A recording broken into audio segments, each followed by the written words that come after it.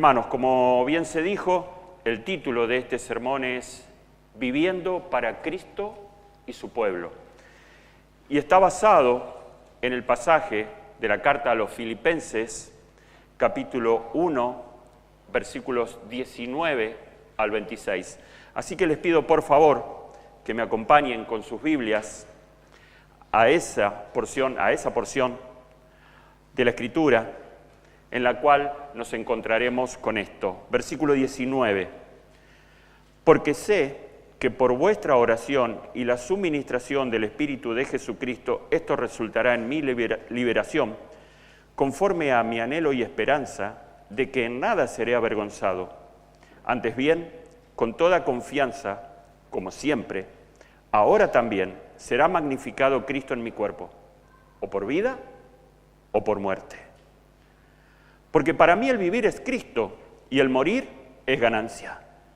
Mas si el vivir en la carne resulta para mí en beneficio de la obra, entonces no sé qué escoger. Porque en ambas cosas estoy puesto en estrecho, teniendo el deseo de partir y estar con Cristo, lo cual es muchísimo mejor, pero quedar en la carne es más necesario por causa de vosotros. Y confiando en esto, sé que quedaré, que aún permaneceré con todos vosotros para vuestro provecho y gozo de la fe, para que abunde vuestra gloria de mí en Cristo Jesús por mi presencia otra vez entre vosotros. Imagínate estar encadenado en una prisión, sin privacidad, sin defensa, sin certezas, acusado injustamente, olvidado por muchos y enfrentando la posibilidad real de una ejecución. Para la mayoría de las personas, este sería el final del camino. Para muchos, esto sería el final del camino. Pero para el apóstol Pablo fue la oportunidad para declarar lo que realmente gobernaba su corazón. Versículo 21, dice Pablo, porque para mí el vivir es Cristo y el morir es ganancia. Detengámonos por un momento ahí. No leamos esta declaración con ligereza. La conocemos y la conocemos bien y la conocemos de memoria. Lo que Pablo dice aquí es radical. Es una confesión que quiebra la lógica del mundo. Para él, vivir no era simplemente existir. Para él, vivir es Cristo. Y morir no es una pérdida, es ganancia. ¿Por qué? Porque sabe, porque tiene la certeza de que si eso ocurre, va a estar con aquel que amó su alma hasta la cruz. En este pasaje buscaremos exponer dónde están nuestras prioridades, dónde está realmente nuestra esperanza y que nos muestra que la vida cristiana no consiste en agregar a Cristo a nuestra agenda, sino en rendirle todo. Desde la oscuridad de una celda, Pablo escribe con gozo, no porque sea fuerte, sino porque está vitalmente unido a Cristo. Su identidad no está en su libertad, ni en su ministerio, ni en su futuro, sino en su Salvador. Por eso, tanto el vivir como el morir, para él, es una ganancia. Porque todo, absolutamente todo, se trata de Cristo y de su gloria. Vivimos en una cultura que exalta la autonomía personal. Desde temprana edad se nos inculca y se nos enseña que debemos seguir nuestros sueños, trazar nuestro propio destino y jamás permitir que nadie nos diga qué hacer. El ideal del hombre moderno es ser dueño absoluto de su voluntad. Pero cuando llegamos a la palabra de Dios, descubrimos una verdad radicalmente distinta. Descubrimos que la vida cristiana no se trata de imponer nuestra voluntad, sino de rendirla. día a día al señorío de Cristo. En Filipenses el apóstol Pablo escribe desde una prisión romana, no como un hombre frustrado que no puede cumplir sus propios planes, sino como un siervo gozoso que ha aprendido a someterse a la voluntad de Dios en todo. Aún en medio de cadenas, él encuentra paz, propósito y alegría. ¿Cómo puede ser esto posible? La respuesta está en una vida completamente segura como consecuencia de una unión inalterable, invulnerable, fuerte, eterna y segura. ¿Cómo puede el apóstol encontrar, repito, en cadenas, paz, propósito y alegría? Porque él tiene la certeza de que está vitalmente unido a Cristo. Esa unión es inalterable. Nada cambiará esa unión. Esa unión es invulnerable. Nada puede atravesarla. Esa unión es fuerte, es eterna y es segura.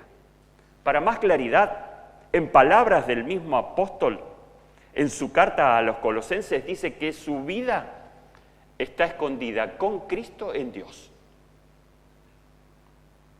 Así vivía cada día el apóstol, confiando plenamente en esa unión ganada por Cristo en favor de pecadores inmerecedores de tanta gracia. Entonces, si en una oración, en una frase, debería resumir el énfasis que va a tener el sermón de hoy, sonaría como algo así. La vida cristiana hallará gozo, propósito y fundamento firme si antepone la gloriosa unión que Cristo ganó a voluntades propias. Repito esto. La vida cristiana hallará gozo, propósito y fundamento firme si antepone la gloriosa unión de Cristo a voluntades propias. En Filipenses, capítulo 1, versículos 19 al 26, que es el texto sobre el cual trabajaremos, Pablo nos abre su corazón y confiesa estar en una situación de difícil resolución, porque dentro de él haya un deseo, pero ese deseo lo llevará a tener un dilema, y ese dilema necesita que se tome una decisión para resolverlo. Estos serán los tres encabezados sobre los cuales trabajaremos: el deseo de Pablo, el dilema de Pablo y la decisión de Pablo. Pero antes de entrar de lleno en el texto, es necesario que entendamos el contexto de la carta. ¿Qué estaba pasando en esos momentos cuando el apóstol escribe? Sabemos que el Evangelio en Filipos fue predicado por primera vez y nos dice en Hechos capítulo 16 por los apóstoles. Sabemos que Pablo escribe esta carta también desde una prisión romana, por lo que nos informa en este mismo capítulo, capítulo 1, en los versículos 12 y 13. Quiero que sepan, dice Pablo, hermanos, que las cosas que me han sucedido han redundado más bien para el progreso del Evangelio. ¿Qué cosas le habían sucedido a Pablo? Estaba preso, de tal manera que mis prisiones se han hecho patentes en Cristo, en todo el pretorio y a todos los demás. ¿Cómo llega Pablo a esta cárcel romana? Pablo llega como consecuencia de que expulsara un espíritu maligno de una joven poseída por un espíritu de adivinación. Esto, repito, lo encontramos en Hechos, capítulo 16. Eso destruye la esperanza de ganancia de quienes tenían a esta muchacha a su servicio. El pueblo se alborota y Pablo y Silas llegan a una cárcel donde son arrojados, donde ponen sus pies con cepo. Es lo más parecido a lo que conoceríamos hoy como una cárcel de máxima seguridad. Eso en lo que respecta a Pablo y Silas. ¿Qué pasaba con los hermanos en Filipos? Los hermanos en Filipos, al igual que las iglesias del primer siglo, estaban sufriendo y sufriendo mucho por el nombre de Cristo, por la persecución que sufrían, y con el apóstol encarcelado, su fe podía llegar a empezar a flaquear. Recordemos que estos hermanos eran hermanos jóvenes en la fe, hacía muy poco que habían escuchado y conocido el Evangelio, estaban sufriendo por el nombre de Cristo, eran encarcelados, eran azotados, al igual que Pablo, y a todo esto añadile que su faro, su guía, ahora está encadenado en Roma. Y es precisamente Pablo quien desde la prisión les escribe animando y recordándoles que no solo es un privilegio conocer a Cristo, sino también es un privilegio sufrir por Cristo. En el contexto inmediato de nuestro texto, en los versículos 29 y 30 de esta carta, Pablo les dice esto. En la versión Nueva Traducción Viviente dice así, versículo 29, pues a ustedes se les dio no solo el privilegio de confiar en Cristo, sino también el privilegio de sufrir por Él. Estamos juntos en esta lucha. Ustedes han visto mi lucha en el pasado y saben que aún no ha terminado. ¿Cómo bajamos esto a tierra? ¿Cómo hacemos de este texto una aplicación rápida?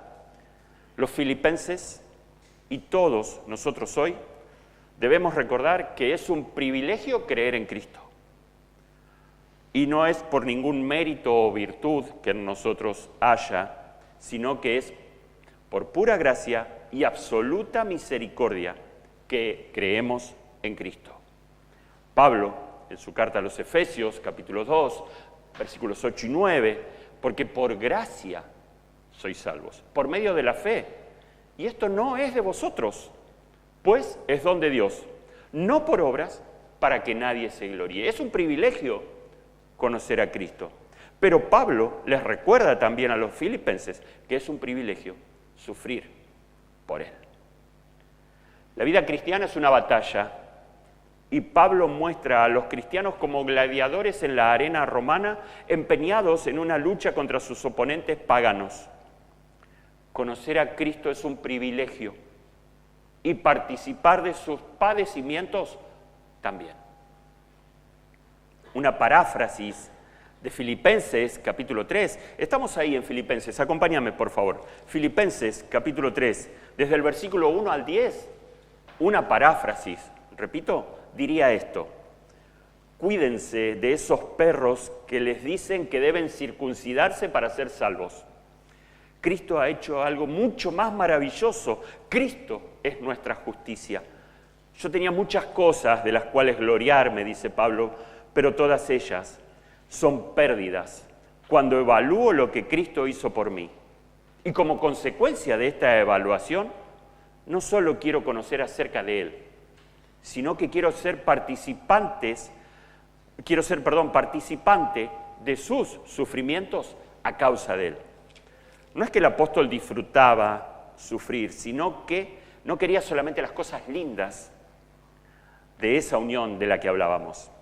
También, como una muestra de su compromiso, aceptaba las partes duras que le tocaba padecer y lo hacía con gozo. En el contexto del primer siglo, recordemos también que estaban los judaizantes acechando a la iglesia, incitando al pueblo a someterse a rituales que ya no eran requeridos, como la circuncisión. Tampoco nuestros hermanos de la iglesia primitiva acudían a lugares donde se exaltaba al César como Señor. Y esto chocaba contra la tolerancia romana, la cual tenía multitud de dioses. Era una afrenta para el pueblo romano pagano decir que el César no era Señor. Los filipenses, Pablo y nosotros hoy nos hallamos en el mismo conflicto. Y por estar en un conflicto luchamos, y estamos luchando juntos. Unánimes es la palabra que utiliza Pablo en el versículo 27. Esa palabra, unánimes, da la idea de luchar juntos, unidos. ¿Juntos a qué? ¿A quién? Juntos en un sentido vertical, porque lo hacemos junto a la gloriosa unión que disfrutamos en Cristo. Y juntos en un sentido horizontal, porque lo hacemos como consecuencia de ser parte de su pueblo.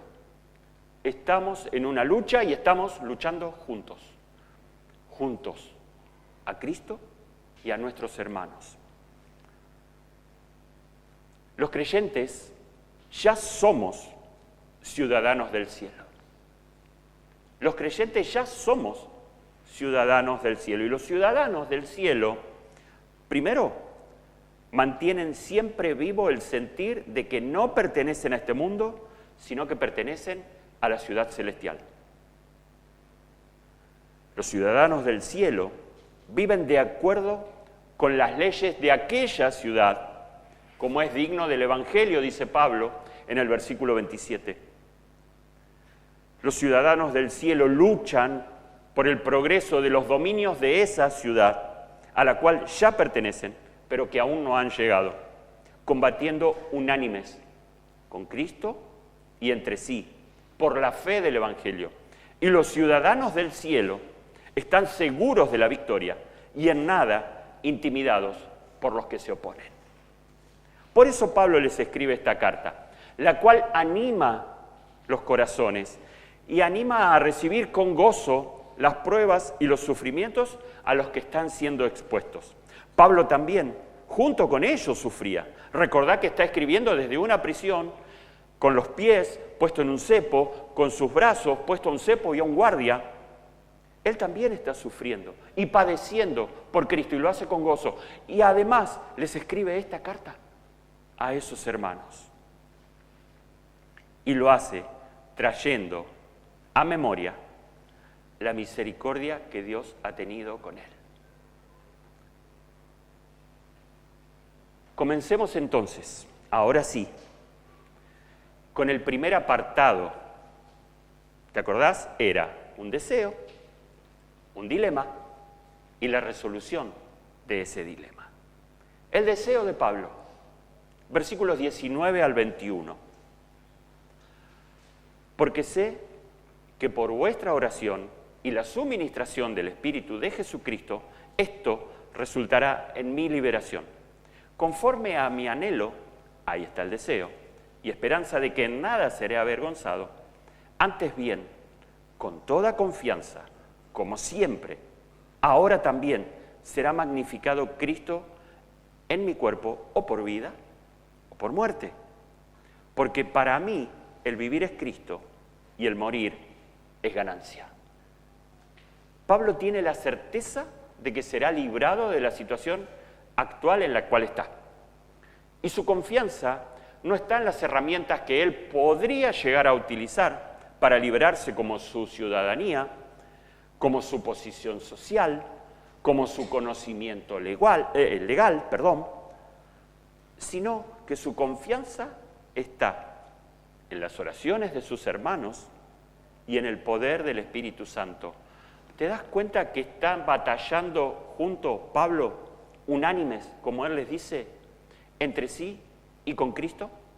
Ahí está depositada la esperanza de su liberación en las oraciones de sus hermanos y en el poder del Espíritu Santo. Y desde esta posición escribe una declaración contundente. Pablo afirma con absoluta y entera certeza que para él morir es ganancia. Pero cuidado, porque no dice esto porque él desea escapar por medio de la muerte de su situación actual, sino porque tiene la absoluta certeza de que si eso ocurre, estará con su Salvador. Es distinto querer morirse para escapar de una situación a querer morir para estar con tu Salvador. Pablo tiene esta certeza, la que estará con su Salvador. Para Pablo el vivir era Cristo y la muerte no era una tragedia, sino una ganancia. Y encontramos allí el primer llamado de atención en este texto. Solo si mi vida está unida a Cristo, morir será una ganancia. Solamente, únicamente, exclusivamente, si mi vida está unida a Cristo, morir será una ganancia. Y Pablo estaba unido a Cristo. En sus cartas, y solamente en sus cartas, los teólogos encuentran la expresión en Cristo o palabras que destaquen esta unión más de 150 veces. En las cartas que el apóstol escribió, más de 150 veces menciona esta unión que él tiene con Cristo. Entonces, ¿qué es estar unido a Cristo? La unión con Cristo no es una idea romántica pasajera, sino que es una realidad espiritual mediante la cual el creyente está inseparablemente unido a Cristo en todas las etapas de su obra redentora, en su vida, en su muerte, en su resurrección, en su ascensión y en su gloria. El creyente realmente unido a Cristo está unido en su vida, en su muerte, en su resurrección, en su ascensión y en su gloria. Y esta unión es espiritual y es eterna. Colosenses, capítulo 2, versículos 8 al 10, en la Nueva Traducción Viviente dice: no permitan que nadie los atrape con filosofías huecas y disparates elocuentes, que nacen del pensamiento humano y de los poderes espirituales de este mundo, y no de Cristo.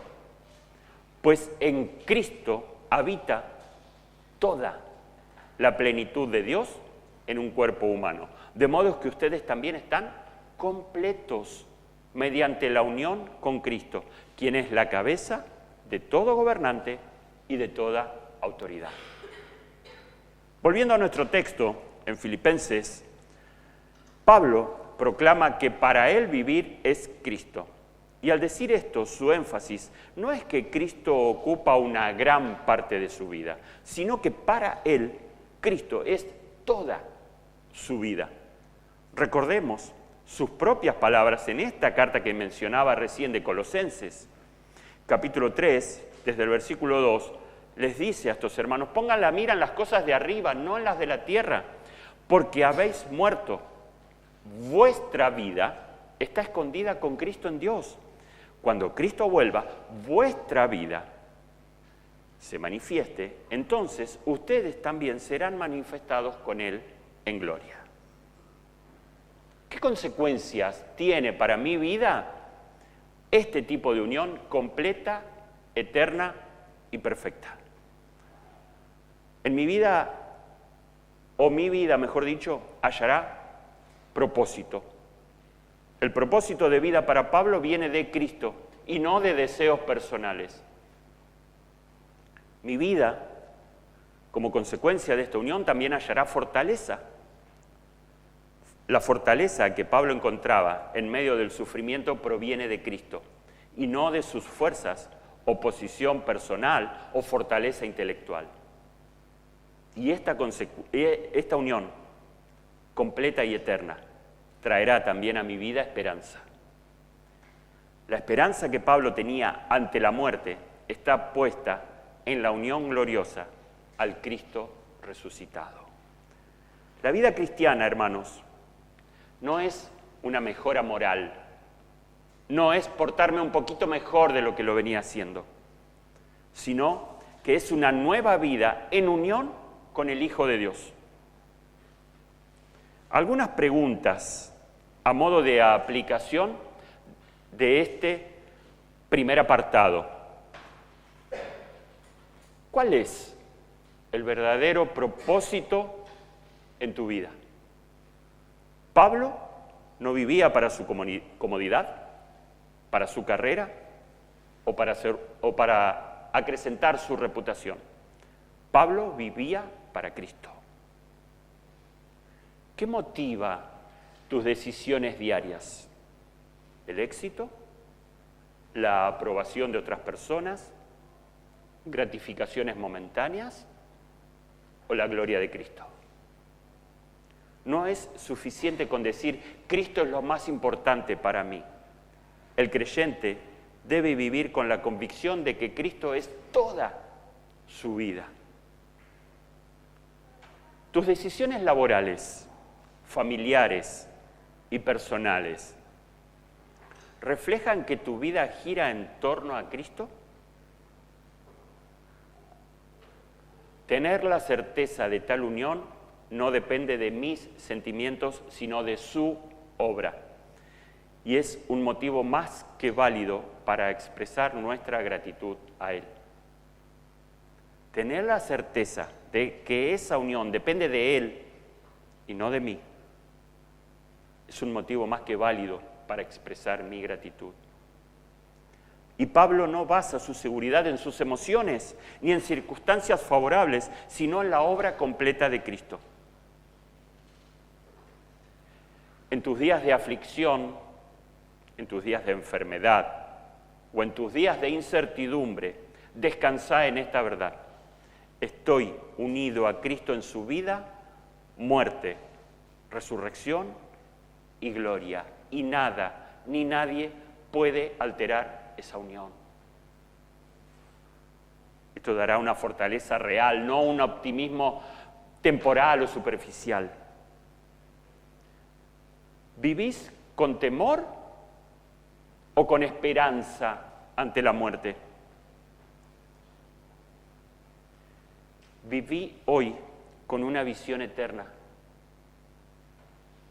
La muerte es ganancia solo para los que están unidos a Cristo. Pablo no minimiza la muerte, pero la interpreta a la luz de la resurrección. El cristiano, el verdadero cristiano, puede mirar a la muerte como una entrada a la presencia del Salvador, porque la unión con Cristo garantiza la victoria, incluso en la tumba. Glorifica a Cristo también en tu cuerpo, no solo en palabras. Pablo desea que Cristo sea magnificado en su cuerpo, nos dice en el versículo 20 de nuestro texto. Es decir, que todo su ser sea un reflejo del Evangelio.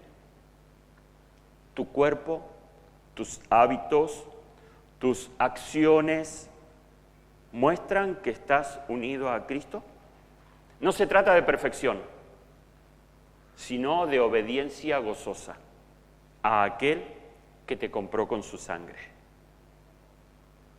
Renova tu mente con la verdad de tu unión con Cristo. Pablo repite incansablemente la frase en Cristo porque él sabía que allí estaba el secreto de su fortaleza. El apóstol, en este texto en el cual estamos trabajando, abre su corazón y confiesa su deseo de estar con su Salvador. La muerte para él es una ganancia en todo sentido, pero surge un dilema. Entremos a nuestro segundo apartado. Y el dilema es, ¿partir o permanecer? Versículos 22 al 24. Mas, si el vivir en la carne resulta para mí en beneficio de la obra, no sé entonces qué escoger. Porque en ambas cosas estoy puesto en estrecho, teniendo el deseo de partir y estar con Cristo, lo cual es muchísimo mejor, pero quedar en la carne es más necesario por causa de vosotros. El apóstol desea partir para estar con Cristo, que es muchísimo mejor, pero entiende que estar con la iglesia sería muy útil también. Este es un conflicto entre deseos santos y piadosos. No es que está mal que Pablo desee esto. Es un conflicto que tiene Pablo, es una tensión que hay dentro del apóstol entre estos dos deseos, partir o quedar. ¿Cómo resuelve Pablo este dilema? Primero, tenemos una declaración clara e inquebrantable de las ventajas comparativas de la vida y la muerte para el cristiano. Estar con Cristo, dice Pablo, es muchísimo mejor. Pero esto ocurre cuando se piensa solo desde la perspectiva personal. Pero ni vivimos ni morimos para nosotros mismos. Y nadie tiene derecho a pensar en la vida o en la muerte solo desde la perspectiva de su propio beneficio. Así que el problema no es tan simple como parece. Tiene que pensar en sus hermanos y en el trabajo que aún le resta por hacer. Esto detiene y frena ese deseo creciente que Pablo tenía de estar con su Salvador. No sabe qué estado preferir, pero con alegría, con gozo, comprende que su deber actual es permanecer en su trabajo. Si su propio gozo disminuye por ello, el de sus hermanos aumentará. Si no ha de partir para estar con Cristo, permanecerá y estará con los amigos de Cristo. Si no puede obtener ahora ganancia de la muerte, tendrá el fruto del trabajo en la vida. La vida de un verdadero creyente es desde Cristo, en Cristo, por Cristo, como Cristo y para Cristo. Repito esto. La vida de un verdadero creyente es desde Cristo, en Cristo, por Cristo, como Cristo y para Cristo. ¿Qué harán del otro lado las personas cuyas vidas la han dedicado a propósitos y tareas que se detienen de este lado? ¿Hay fábricas? ¿Hay estudios? ¿Hay aulas ahí? Obviamente que no quiero decir que esté mal trabajar o estudiar o prepararse, pero ¿eso es todo para sus vidas? Esas personas ven la muerte como la repentina extinción de la luz, cuya negrura es indescriptible e incomparable. Viven sin esperanza de algo mejor. No pueden ver la muerte como una ganancia, como lo hacía Pablo. ¿Qué harán esas personas? Como se vio en Romanos la semana pasada, toda la humanidad está bajo el juicio de Dios. Pero Dios muestra su amor para con nosotros en que siendo aún pecadores, Cristo murió por nosotros. Este apartado sobre el dilema que inundó al apóstol Pablo también nos conduce a los creyentes a preguntas tales como: ¿existen este tipo de tensiones también en mi vida? Cuando estás en oración, ¿le pedís a Dios ser útil para tu iglesia o vivís para vos mismo? ¿Estás dispuesto a posponer deseos legítimos por el bien del pueblo de Dios? ¿Cómo resuelve Pablo este dilema? Y entramos al último apartado, la decisión de Pablo para resolver el dilema. La decisión de Pablo fue vivir para el gozo del pueblo de Dios. Versículos 24 al 26. Pero quedar en la carne es más necesario por causa de vosotros, y confiando en esto, sé que quedaré, que aún permaneceré con todos vosotros. ¿Para qué? Para vuestro provecho y gozo de la fe, para que abunde vuestra gloria de mí en Cristo, por mi presencia otra vez entre vosotros. Lo que Pablo trata de decir es que su vida es aún ventajosa para los filipenses. Él está persuadido que, como bien lo expresa el versículo 6 de este mismo capítulo, Cristo El que comenzó en vosotros la buena obra, la perfeccionará hasta el día de Jesucristo. Y si yo soy una herramienta, dice Pablo, para ello, Dios permitirá que siga con ustedes. Y si me quedo con ustedes, quiero gozarme con ustedes. Y ese gozo provendrá de Cristo, de esa unión común que tenemos con Él. Pablo antepone el bienestar espiritual de una iglesia a su propio bienestar. Cuando esté nuevamente con ustedes, dice, aumentará nuestro gozo, el mío y el de ustedes, viendo lo que Cristo hace a través de mí. No es lo que yo hago en lo que deben gozarse, sino en lo que Cristo hace a través de mí, para su provecho y gozo. Con ese propósito sé que quedaré.